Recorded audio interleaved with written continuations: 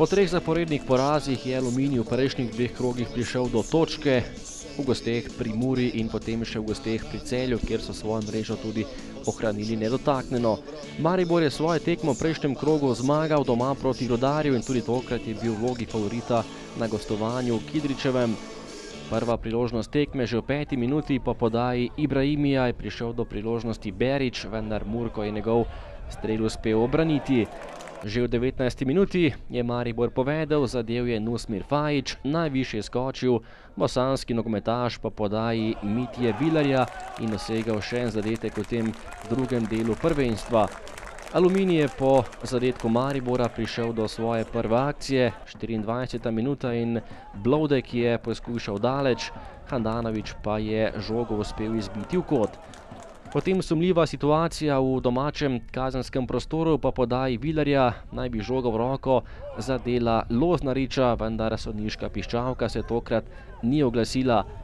Po dobre pol ure igre, še ena sumljiva situacija v domačem kazenskem prostoru, Murko naj bi spotaknil Berića, sodnik Perić pa se tudi tokrat ni odločil za 11 metrovko v korist Maribora. Do konca prvega dela še 2 priložnosti, obe na domači strani, najprej obetaven poskus Spahića, ki je le za malo zgrešil vrata gostujočega moštva in potem še nekaj minut pred koncem prvega polčasa Blodek je podal proti Kurežu, ki je bil sam pred vratarjem Handanovićem in poskrbel za izenačenje na 1:1. V drugem delu pa je Maribor začel nekoliko bolj obetavno, najprej je meril Mejač, a njegov strel je končal nekoliko previsoko, potem pa nekaj zatišja in naslednja priložnost za Roberta Berića.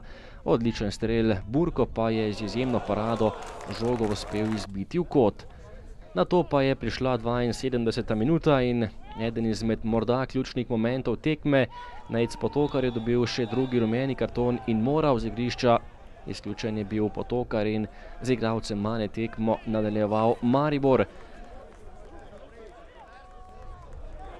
V zadnjih 10 minutah najprej priložnost za Aluminij. Strel v okvir gola in velika smola za domače nogometaše. Gorazd Zajc je že premagal Handanovića, žoga pa je končala v prečki in izid je bil še vedno neodločen 1:1.